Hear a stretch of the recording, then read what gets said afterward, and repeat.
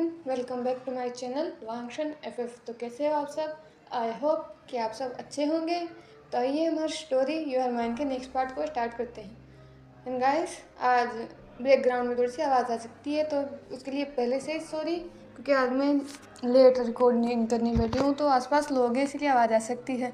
And literally आज मैं 2 बार तो रिकॉर्ड करने की कोशिश कर चुकी हूँ, लेकिन पता नहीं बीच में कुछ ना कुछ तो आ ही जाता है। तो फाइनली मैं तीसरी बार बैठी हूँ, देखती हूँ इसमें ये पूरा पार्ट रिकॉर्ड हो पाता है या नहीं। तो आइए ज़्यादा बातें न करते हुए पार्ट को स्टार्ट करते हैं। प्रीवियस पार्ट में हमने देखा था कि लेन फैमिली के साथ क्या हुआ था, मिंगाओ या जिनमोंगशा ने उनके साथ क्या किया था। तो अब देखते हैं आगे। विंग और वांगजी अपने रूम में थे। दोनों ही एक दूसरे को किस कर रहे थे। दोनों ही एक दूसरे को छोड़ने के लिए तैयार नहीं थे। वो किस पैशनेट था, रफ था, डीप था। दोनों ही एक दूसरे के किस में बस खोए हुए थे। विंग वांगजी को ब्रीथ लेने तक का मौका नहीं दे रहा था, जिसे उस किस में बताना चाह रहा हो कि उसने 5 सालों में उसे कितना मिस किया है। उसका वो पेन, उसकी वो उससे अलग रहने का वो दर्द, वो वांगजी को बताना चाहता था। और कहीं ना कहीं वांगजी समझ रहा था, वो अपने अल्फा के फीलिंग्स, इमोशंस एंड फेरोमोन्स को समझ सकता है। वो एक मार्क्ड ओमेगा है। वहीं उसने खुद ने भी विंग को मार्क कर रखा है, तो वो एक दूसरे के इमोशंस को समझ सकते हैं। वो दोनों ही एक दूसरे के सोलमेट हैं, तो एक दूसरे की सोल में क्या हो रहा है वो एक दूसरे समझ ही सकते हैं। विंग ने किस करते हुए वांगजी को नीचे बेड पर लेटा दिया, लेकिन उसने किस ब्रेक नहीं किया। जब उसने देखा कि वांगजी अब आउट ऑफ ब्रीथ होने वाला है, उसने किसको ब्रेक किया और वांगजी की तरफ देखा। वांगजी भी विंग की तरफ ही देख रहा था। उसका पूरा फेस रेड था, लिप्स स्वोलन थे। विंग ने जब ये देखा तो वो खुद को कंट्रोल नहीं कर पाया और उसने फिर से वांगजी को किस करना स्टार्ट कर दिया। वो फिर से वांगजी को पैशनेटली किस कर रहा था। वांगजी भी उसी इंटेंसिटी के साथ विंग को किसको रिस्पॉन्स कर रहा था। लगभग 5 मिनट तक किस करने के बाद अब विंग वांगजी से अलग हुआ। उसने वांगजी के फोरहेड को अपने फोरहेड से टच किया और उसके चीक्स को सहलाते हुए कहा, लंजा, कहना है। ये सुनकर वांगजी ने विंग की तरफ देखा और कहा, क्या विंग? ये सुनकर विंग ने कहा, मैं तुम्हारे साथ। ये सुनकर वांगजी ने फिर से विंग की तरफ देखा और कहा, तुम क्या विंग? ये सुनकर विंग ने कहा, मेरा मतलब क्या, हम दोनों। वांगजी ने फिर से स्मित करते हुए कहा, क्योंकि वो समझ सकता था या फिर वो समझ रहा था कि विंग उसके साथ क्या करना चाहता है, वो किस चीज़ की परमिशन मांग रहा है। लेकिन उसे विंग को थोड़ा टीज करना था, इसीलिए उसने कहा, क्या विंग? ये सुनकर विंग अब फ्रस्ट्रेट हो रहा था। उसने कहा, कुछ नहीं, मैं बस ये कह रहा था कि चलो सो जाओ, रात बहुत हो चुकी है। ये सुनकर विंग वांगजी के ऊपर से हटने लगा और जैसे वांगजी को ये फील हुआ कि विंग उसके ऊपर से हट रहा है, उसने उसकी कॉलर को पकड़ा, उसको अपने ऊपर फिर से स्टेबल कर लिया। उसने विंग की आंखों में देखा और कहा, अल्फा विभूषण को कब से उसके ओमेगा की परमिशन की ज़रूरत पड़ गई? क्या वो तुम नहीं होते थे जो कॉलेज में जब हम थे, तो जब तुम्हारी मर्जी होती थी तुम मेरा हाथ पकड़ के मुझे किसी भी कॉर्नर या फिर किसी खाली रूम में ले जाते थे, और अब तुम मेरी परमिशन चाह रहे हो? ये सुनकर विंग के दोनों ईयर्स रेड हो गए। ये सुन विंग ने वांगजी की तरफ देखा और कहा, लंजा, तब हम टीनेज थे, अब हम बड़े हो चुके हैं। ये सुनकर वांगजी ने अंडरस्टैंडिंग में अपने सिर हिलाते हुए कहा, हाँ, अब तुम्हारी उम्र भी हो चुकी है, तुम ओल्ड हो चुके हो ओल्ड मैन। ठीक है, हम सो जाते हैं। वैसे भी तुम्हारे पास शायद अब वो स्ट्रेंथ और स्टेमिना नहीं बचा। ठीक है, मैं भी थक गया हूँ, चलो सो जाते हैं। ये बोलकर वो करवट लेने ही वाला था, लेकिन विंग ने उसके दोनों हाथों को उसके हेड के ऊपर पिन किया और उसकी आंखों में देखते हुए कहा, क्या कहा तुमने? ये सुनकर वांगजी ने विंग की तरफ देखा और कहा, मैंने क्या कहा? मैंने कहा कि चलो सो जाते हैं। ये सुनकर विंग की आंखें और ज़्यादा डार्क हो गई।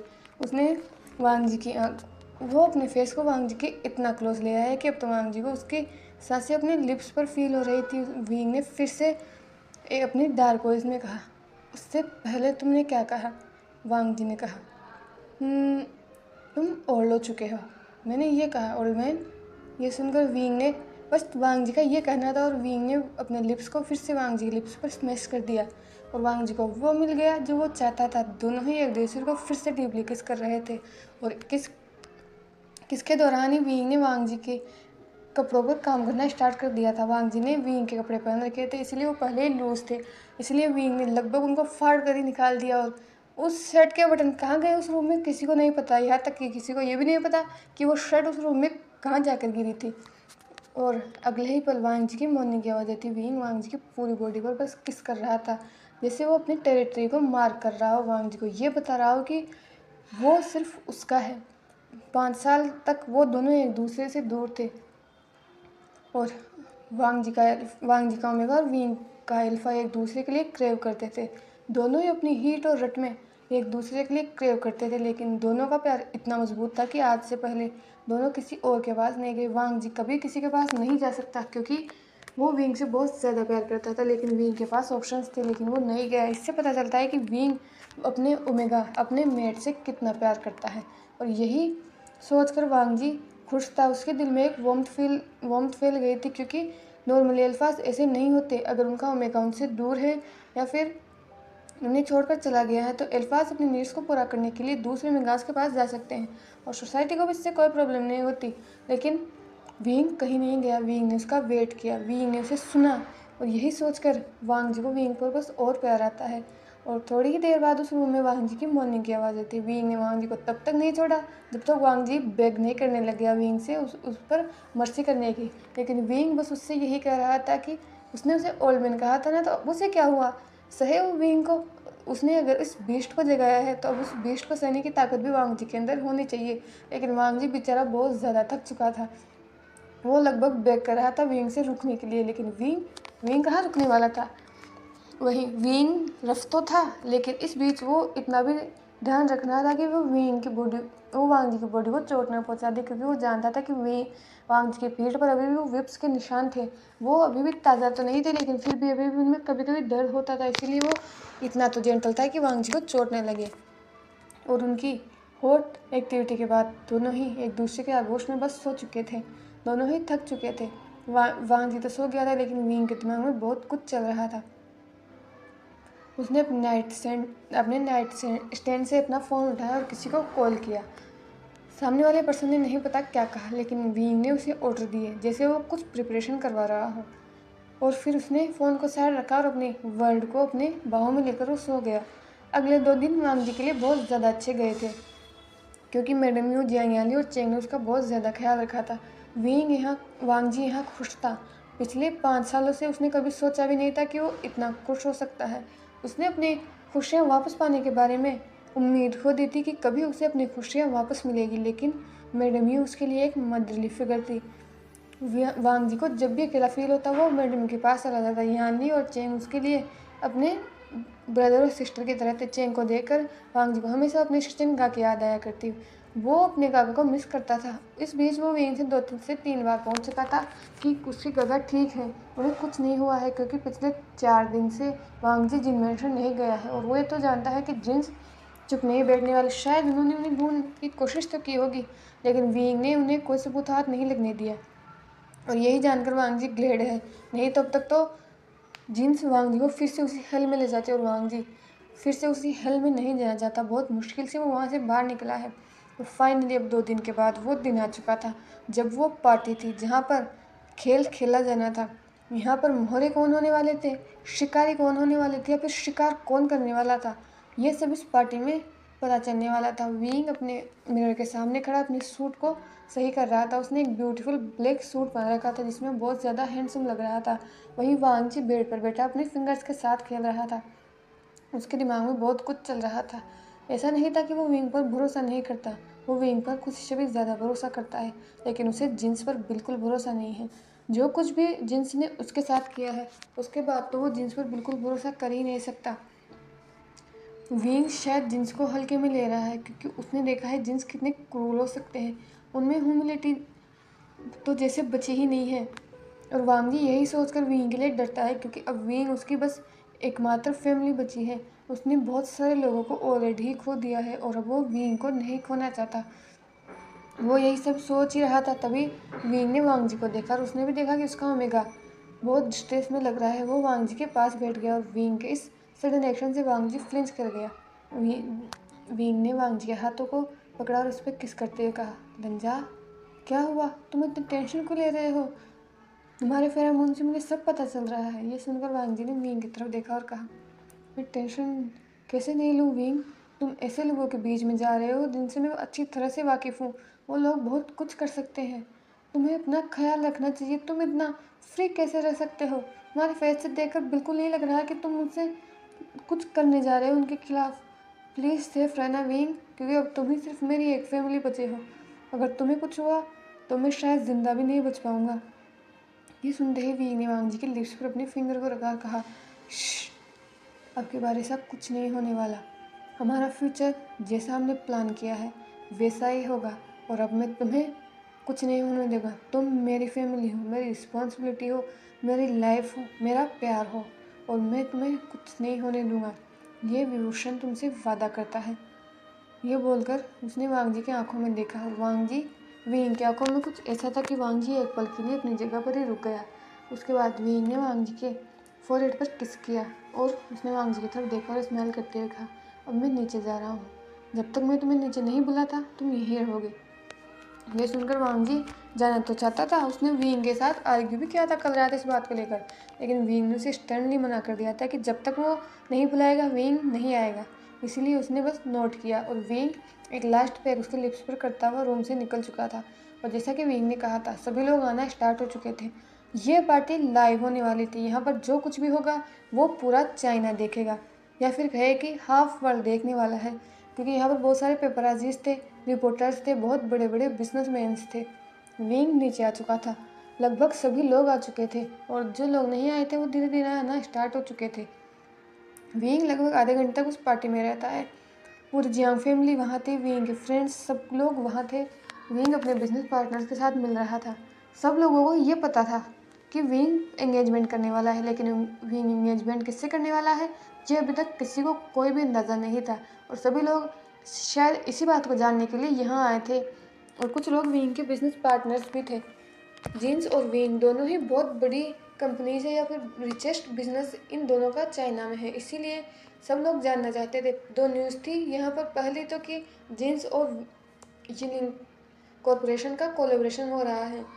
ये और ज़्यादा बड़ी बात थी, क्योंकि दो बड़ी कंपनियों का कोलेब्रेशन होना चाइना के लिए या फिर न्यूज़ के लिए एक हॉट टॉपिक होता ही है। और दूसरी बात कि यिलिंग एम्पायर का CEO विभूषण, जो कि बैचलर है, चाइना का मोस्ट एलिजिबल बैचलर, क्योंकि किसी को नहीं पता कि विंग मार्क्ड है, और अपनी पर्सनल लाइफ के बारे में बताना विंग ज़रूरी भी नहीं समझता। इसीलिए सब लोग जानना चाहते थे कि इस हैंडसम अल्फ़ा को आखिर मिल कौन गया जिससे वो एंगेजमेंट कर रहा है। सबका अंदाज़ा यांगजी पर ही था, क्योंकि जिन फैमिली की वही एक डॉटर बची थी। और नॉर्मली यही होता है जब दो बड़ी कंपनियों का कोलेब्रेशन होता है, जब दो बिजनेस फैमिलीज मिलते हैं तो उसमें सिर्फ बिजनेस नहीं होता, बल्कि कुछ इंटरेक्शन होते हैं, कुछ रिलेशन भी बनते हैं। और ज़्यादातर ऐसा ही होता है कि जब दो लोगों के बीच बिजनेस होता है तो वो अपने बच्चों की शादी एक दूसरे से करवा ही देते हैं। इसलिए सबको यही लग रहा था कि शायद यांगजी की शादी ही विंग के साथ होने वाली है, क्योंकि और कुछ कोई नहीं बचा था। यांगजी जिन फैमिली में एक ओमेगा रह गई थी, इसीलिए सभी लोग जानने के लिए ईगर थे। अब लगभग विंग को पार्टी में आए आधा घंटा हो चुका था। तभी उसके फ़ोन में, उसके पॉकेट में रखा फ़ोन रिंग करता है।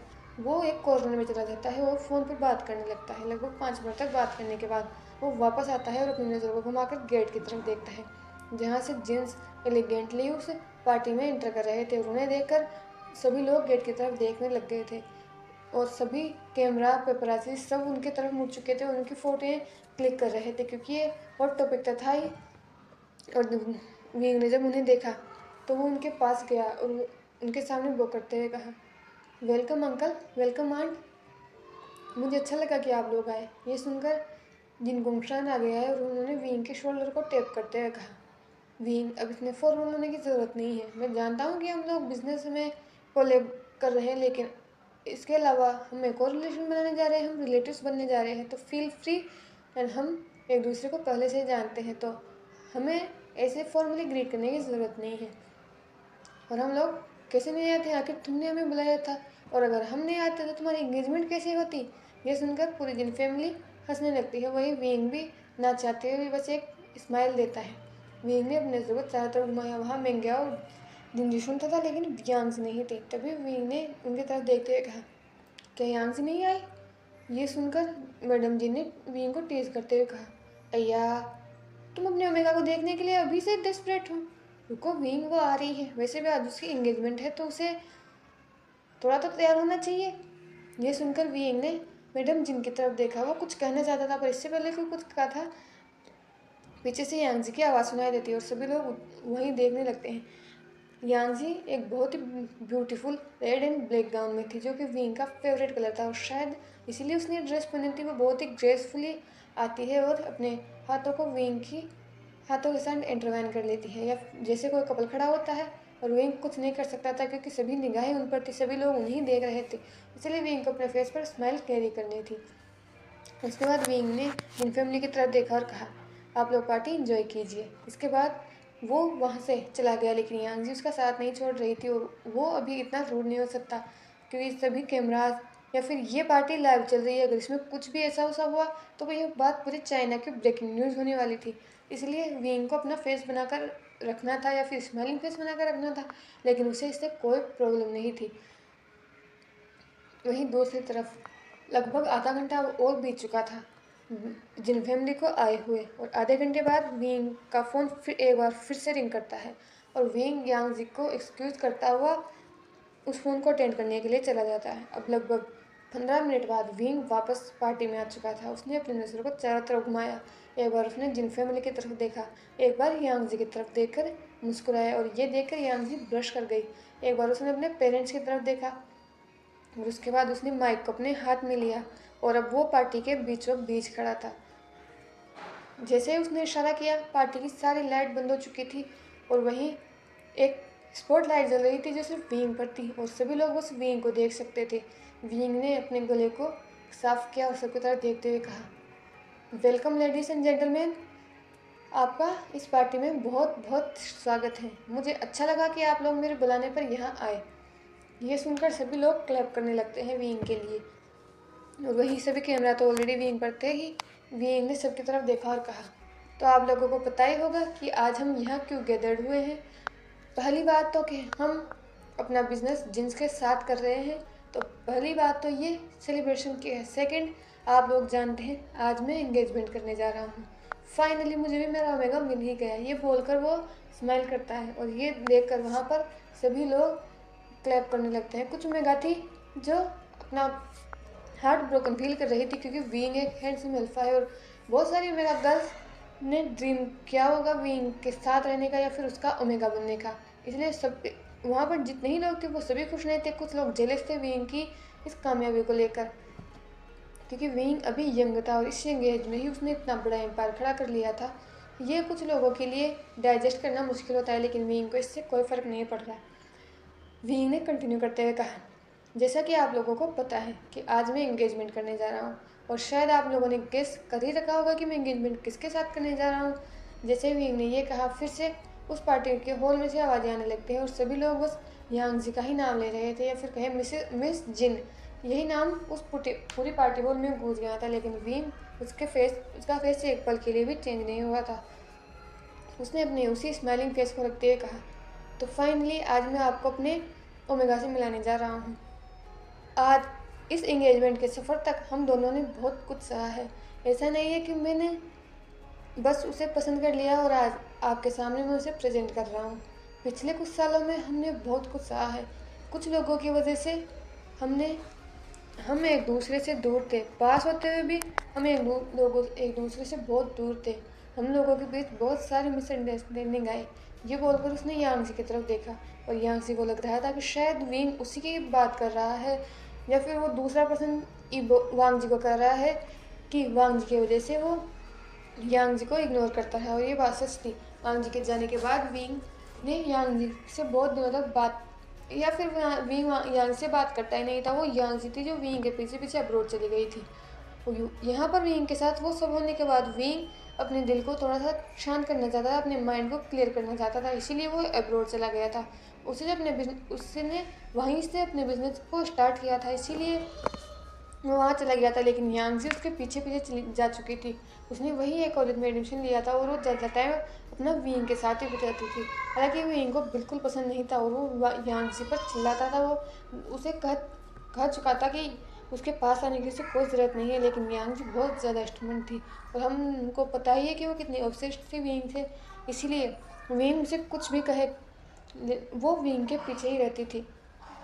विंग ने सबकी तरफ यांगजी से अपनी नज़र को उठाया और सबकी तरफ देखते हुए कहा, वो पर्सन मेरी लाइफ में बहुत ज़्यादा प्रीशियस है। अगर मैं ये कहूँ कि मैं उससे प्यार करता हूँ तो ये शब्द बहुत कम होगा। मैं उसकी पूजा करता हूँ। वो पर्सन मेरी लाइफ में मेरा सब कुछ है। उस पर्सन के आने के बाद मुझे पता चला कि प्यार क्या होता है, किसी के लिए केयर करना क्या होता है। मैंने उसे बहुत ज़्यादा इग्नोर किया, या फिर कहें कि मैंने अपने एक्शन से शायद उसे हर्ट भी किया होगा, लेकिन उसने कभी हार नहीं मानी। हम दोनों का रिश्ता बहुत अलग है, सब लोगों से अलग है, लेकिन फिर भी हमने हम हमने हमारे रिश्ते पे से गिव अप नहीं किया। हम लोगों ने बहुत कुछ खोया और आज हम लोग यहाँ हैं। बहुत सारे मिसअंडरस्टैंडिंग, गलतफहमियों के बाद मैं आज यहाँ खड़ा हूँ, उस पर्सन के लिए जिससे मैं प्यार करता हूँ। तो मैं आपको मिलाना चाहता हूँ मेरी लाइफ, मेरे लव, मेरे वर्ल्ड, मेरे ओमेगा, मेरे अदर हाफ, मेरे मेट लेन वांग जी से। ये बोलकर उसने स्टेयर्स की तरफ इशारा किया। वो स्पॉटलाइट जो विंग के ऊपर थी, ऐसी स्पॉटलाइट एक उन सीढ़ियों की सबसे ऊपर वाली सीढ़ी पर जली जहाँ पर एक एंजल खड़ा था, वांग जी, जो अपने रूम में बैठा हुआ था। और विंग को गए हुए लगभग 1 घंटा हो चुका था और उसे टेंशन हो रही थी, क्योंकि विंग ने कहा था कि थोड़ी देर बाद वो उसे लेने आ जाएगा, लेकिन अभी तक विंग उसे लेने नहीं आया था। और इसी बात की चिंता वांग जी को बस खाई जा रही थी, क्योंकि जैसा वांग जी ने सोचा था कि जिन्स कुछ भी कर सकते हैं, इसलिए अब वो बाहर आने वाला था और अपने रूम में वो बस आगे पीछे हो रहा था। तभी उस रूम का डोर ओपन हुआ और वांग जी ने सामने देखा। जिस पर्सन को देखा उसे उसकी उम्मीद नहीं थी, लेकिन उस पर्सन ने वांग जी को एक वाइट सूट दिया, उसे पहनकर बस बाहर आने के लिए कहा। वो पर्सन वांग जी का वेट करता रहा। थोड़ी देर बाद जब वांग जी उस सूट को पहनकर बाहर आया, उस पर्सन ने वांग जी का मेकअप किया और उसके बाद वो वांग जी को लेकर नीचे आने लगा। लेकिन जैसे ही वो फर्स्ट स्टेयर पर पहुंचे, वो स्पॉटलाइट वांग जी के ऊपर आ चुकी थी और वांग जी ने अपने चारों तरफ देखा तो वो पर्सन उसके पास नहीं था। लेकिन वांग जी तब से आए, तब जब से विंग ने ये सब करना स्टार्ट किया है, और उसकी आंखें नम थी। वो ये तो जानता था कि विंग उससे प्यार करता है, लेकिन उसे नहीं पता था कि वो विंग के लिए इतना प्रेशियस है। इतना सब कुछ होने के बाद भी विंग उस पर इतना भरोसा करता है, उससे प्यार करता है, उसकी वर्शिप करता है। क्योंकि नॉर्मली अगर कोई अल्फा अपने बेबी को खो दे, ये किसी के लिए भी एक बहुत बड़ा झटका हो सकता है। लेकिन विंग ने वांग जी को समझा, विंग ने सिचुएशन को समझा, ये समझा कि इसमें वांग जी की कोई गलती नहीं है और जिनकी गलती है विंग उनको पनिश करेगा। वांग जी की आंखों में आंसू थे, उसकी बॉडी स्टिफ थी। उसे नहीं समझ आ रहा था कि उसे क्या करना चाहिए। उसे अभी इतने सारे लोग नहीं दिख रहे थे, उसे बस अपना अल्फा दिख रहा था जो नीचे खड़ा था और वो लाइट उसके ऊपर पड़ रही थी, जिससे वो और ज़्यादा हैंडसम लग रहा था। विंग ने अपने कदमों को बढ़ाया और वो धीरे धीरे स्टेज पर बढ़ने लगा। वो वांग जी के सामने हल्का सा झुका और अपने हाथ को उसके सामने करते हुए कहा, माय प्रिंसेस, मैं आए। और अब की बार वांग जी ने विंग से कोई सवाल नहीं पूछा और अपने उन कांपते हुए हाथों को विंग के हाथों में दे दिया। विंग ने जैसे ही उसे लिया, उसने वांग जी के बैकहैंड पर किस किया, उसको बहुत ही स्लोली स्टेज पर से नीचे आने लगा। इस बीच वांग जी का पूरा फोकस बस विंग पर था। उसने चारों तरफ नहीं देखा या फिर वो देखना भी नहीं चाहता था। आखिर वो देखे क्यों? उसका इतना हैंडसम अल्फा उसके सामने था, उसके पास था, तो उसे दूसरों की तरफ देखने की क्या ही ज़रूरत थी। अब वो दोनों नीचे आ चुके थे और अब उस हॉल की लाइट्स भी जल चुकी थी। सभी लोग शौक थे, किसी के माउथ से एक शब्द तक बाहर नहीं आ रहा था, क्योंकि विंग ने ये पलट दिया था जो कुछ भी न्यूज़ चल रही थी पिछले 1 हफ्ते से। विंग ने इसका रुख ही पलट दिया था। पूरे 1 हफ्ते से जो ब्रेकिंग न्यूज़ चल रही थी जिन्स को लेकर, वीज को लेकर, विंग ने उस सबको चेंज कर दिया था। और रही बात वांग जी की, तो किसी को ये समझ नहीं आ रहा था कि लेंस का सेकंड सन जो पिछले 5 साल से गायब हो चुका है, वो फिर से यहाँ कैसे, और विंग उसे कैसे जानता है। क्योंकि लेन चिनेन के एक्सीडेंट के बाद लेन शिचेन को भी लगभग चाइना से या फिर कहीं वर्ल्ड से गायब भी कर दिया गया था। लेंस की कंपनी जिन्स के अंडर आ चुकी थी और लेंस बैंकरप्ट हो चुके थे। इसके बाद लेन शिचेन और लेन वांग जी का क्या हुआ ये किसी को नहीं पता। लेकिन आज वांग जी को यहाँ देखकर सभी लोग शॉक थे। किसी के माउथ से एक शब्द तक बाहर नहीं आ रहा था। सब लोग ब्रीथ लेना भूल गए थे, क्योंकि विंग और वांग जी एक परफेक्ट मैच लग रहे थे। विंग मुस्कुराया, उसने सबकी तरफ देखते हुए कहा, तो मीट माय फियांसे, या फिर कहे to be husband Len Wang ji, my omega. और ये सुनकर अब सभी लोग धीरे धीरे होश में आना स्टार्ट हुए थे। वहाँ पर विस्पर होना स्टार्ट हो चुकी थी। वहीं जिन फैमिली जो अभी तक शौक में खड़ी थी, यांगजी जो अपनी जगह पर से हिल नहीं पा रही थी, क्योंकि उसका सपना चूर चूर होकर जैसे टुकड़ों में टूट चुका था। किसी को कुछ समझ नहीं आ रहा था। जिन्स वहाँ बस डम्फाउंडेड खड़े थे, जैसे किसी ने एक जोरदार स्लैप उनके चीक्स पर मार दिया हो। ये सब हो क्या रहा है? पिछले एक हफ्ते से वो सब जो एक्सपेक्ट कर रहे थे, ये सब बिल्कुल उल्टा है। वीन ऐसा कैसे कर सकता है? सबसे पहले होश में आने वाली यांगजी थी। उसे नहीं फ़र्क पड़ता कि यहाँ पर कितने लोग हैं या फिर ये पार्टी लाइव चल रही है। वो वीन के पास गई। वीन हॉल में था, सबकी नज़रें उन दोनों के ऊपर ही थी। इसके लिए अब सबकी टेंशन यांगजी और वीन के ऊपर भी जा चुकी थी। यांगजी ने वीन की तरफ देखा और कहा, वीन ये सब क्या है? तुम ये क्या कर रहे हो? और यांगजी की इतनी तेज़ आवाज़ सुनकर वीन के फेस पर जो स्माइल थी वो फेड हो गई और उसके फेस पर एक कोल्ड लुक आ गया। उसने यांगजी की तरफ देखा और कहा, मैं क्या कर रहा हूँ? तुम मुझसे ये सवाल क्यों पूछ रही हो? क्या तुम देख नहीं रहे हो कि मैं अपने फियांसे को सबसे इंट्रोडक्स करवा रहा हूँ? ये सुनकर यांगजी ने अपने दांतों को पीसते हुए कहा, फियांसे? लेकिन तुम्हारी एंगेजमेंट मुझसे होने वाली थी, तो ये बीच में कहाँ से आ गया? और ये सुनकर तो और ज़्यादा विस्पर कानाफूसी वहाँ पर होने लगी थी। वींग ने कहा, तुमसे होने वाली थी? लेकिन मैंने तुमसे कब कहा कि मैं तुमसे एंगेजमेंट करने वाला था? यहाँ तक कि किसी को नहीं पता था कि मैं एंगेजमेंट किससे करने वाला था, तो तुम कैसे जानती हो कि मैं अपनी एंगेजमेंट किसके साथ करने वाला था? ये सुनकर यांगजी ने कहा, तुम पिछले हफ्ते हमारे घर नहीं आए थे, तभी तो तुमने कहा था। ये सुनकर वींग ने यांगजी की तरफ देखा और अपनी उसी कोल्ड और आइसी वॉइस में कहा, और तुम मुझे बता सकती हो कि मैंने तुमसे कब कहा था कि मैं तुमसे एंगेजमेंट करने वाला हूँ? ये सुनकर यांगजी ने कहा, तो तुम्ही ने तो कहा था कि तुम एंगेजमेंट करना चाहते हो हमारे घर आकर। ये सुनकर वींग ने यांगजी की तरफ देखा और कहा, हाँ मैंने कहा था कि मैं एंगेजमेंट करना चाहता हूँ, लेकिन मैंने ये तो नहीं कहा था कि मैं तुमसे एंगेजमेंट करना चाहता हूँ। और ये सुनकर जिन्स डम्फाउंडेड थे, क्योंकि वींग ने जैसे बिना कुछ किए एक स्लैप जिन्स के फेस पर मार दिया था। वींग ने यांगजी की तरफ देखा और कहा, मैं उस दिन तुमसे बताना चाहता था, मैं बस इनवाइट करने आया था, लेकिन तुम लोगों ने सुना ही नहीं। जैसे मैंने ये कहा कि मैं एंगेजमेंट कर रहा हूँ, तुम लोगों ने बस खुद ही से एज्यूम करना स्टार्ट कर दिया कि मैं तुमसे एंगेजमेंट करने वाला हूँ। मैंने तुमसे पहले भी कहा था यांगजी कि मैं तुमसे प्यार नहीं करता, मैं वांगजी से प्यार करता हूँ, तो प्लीज़। ये बोलकर उसने यांगजी की तरफ देखा और जैसे अब सभी आंखें उन पर थी और यांगजी को सभी लोग अजीब निगाहों से देख रहे थे। वहीं मेंग्याओ जो इन सबको बस अब अपने काम एक्सपीरियंसेस के साथ देख रहा था, वो धीरे धीरे सब कुछ समझने की शायद कोशिश कर रहा था। और धीरे धीरे सब कुछ समझने के बाद उसके फेस पर वही अपनी वर्ल्ड फेमस स्माइल आ गई। उसने अपने कदमों को धीरे धीरे उन तीनों की तरफ बढ़ाया। वो उन दोनों की तरफ सामने गया और उसने यांगजी के हाथ को स्क्वीज किया और यांगजी की तरफ देखा। वो पहले यांगजी की तरफ झुका और कहा, लिटिल सिस्टर, अभी यहाँ पर तमाशा मत करो, चिंता मत करो, लेन वांगजी खुद तुम्हारी एंगेजमेंट विभूषण से करवाएगा, इसीलिए थोड़ी देर शांत रहो, अपने भाई पर भरोसा करो। ये सुनकर यांगजी मानना तो नहीं चाहते थे, लेकिन मेंग्याओ ने एक ऐसा लुक दिया कि यांगजी उसके आगे कुछ नहीं बोल पाए। वहीं मेंग्याओ ने वांगजी की तरफ देखा। वींग का ध्यान इस वक्त यांगजी पर था। मेंग्याओ वांगजी की तरफ बढ़ा और वो अपने फेस को वांगजी के ईयर के पास ले गया ताकि कोई उन्हें सुन ना सके। मेंग्याओ ने वांगजी के ईयर के पास एक बहुत ही डेंजरस वॉइस में कहा, लेन वांगजी, लेन वांगजी, लेन वांगजी, आज तुमने जो किया उसकी पनिशमेंट तो तुम्हें मिलेगी, लेकिन वो सब तो बात की बात है। लेकिन अभी तुम सबके सामने कहोगे कि तुम विभूषण से एंगेजमेंट नहीं करना चाहते। वो तुम्हें इस एंगेजमेंट के लिए फोर्स कर रहा है, और अगर तुमने ऐसा नहीं किया तो तुम भूल गए शायद, लेकिन मैं नहीं बोला। तुम्हारा वो पैरालाइज्ड भाई अभी भी मेरे पास है। मैं जब चाहूँ जो चाहूँ उसके साथ कर सकता हूँ। मुझे बस एक फ़ोन मिलाने की देर है और अगले ही पल उसकी लाश वहाँ पड़ी होगी।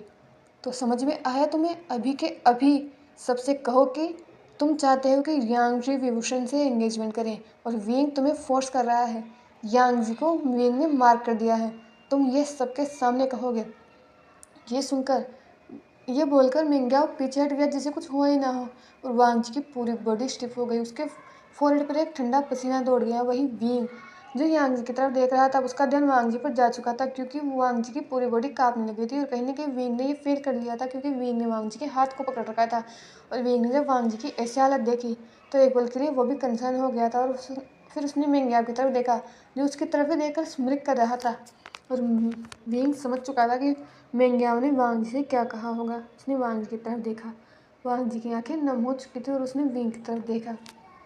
फिर उसने अपने कदमों को आगे बढ़ाया और चारों तरफ देखा और उसने अपने लिप्स को कुछ कहने के लिए खोला।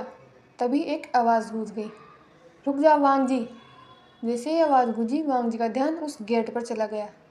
तो हे एवरीवन, आज के लिए बस इतना ही। तो आज का पार्ट कैसा लगा कमेंट में ज़रूर बताना। और आपको क्या लगता है, क्या वांग जी सच में मना कर देगा? और वो पर्सन कौन था जो डोर पर से जिसने भी वांग जी को आवाज़ दी थी? और आपको क्या लगता है कि अब क्या होने वाला है? और अगर विंग जिन्स के उन सभी कारनामों को बाहर लेकर आएगा तो आपको क्या लगता है कि जिन्स को क्या सज़ा मिलनी चाहिए? क्या विंग को उन्हें सिर्फ पुलिस को दे देना चाहिए या फिर और भी सज़ा? तो प्लीज़ अपने ओपिनियन मुझे कमेंट में बताइए। शायद मुझे आपके ओपिनियन से कुछ आइडिया मिल जाए। तो प्लीज़ कमेंट में बताइए कि आप जिन्स इन सभी जिन्स को क्या सज़ा देने चाहते हो या फिर विंग इन सबको क्या सज़ा दे। तो मिलते हैं नेक्स्ट पार्ट में। और आई बेट नेक्स्ट पार्ट बहुत ज़्यादा इंटरेस्टिंग होने वाला है, तो प्लीज़ सुनना।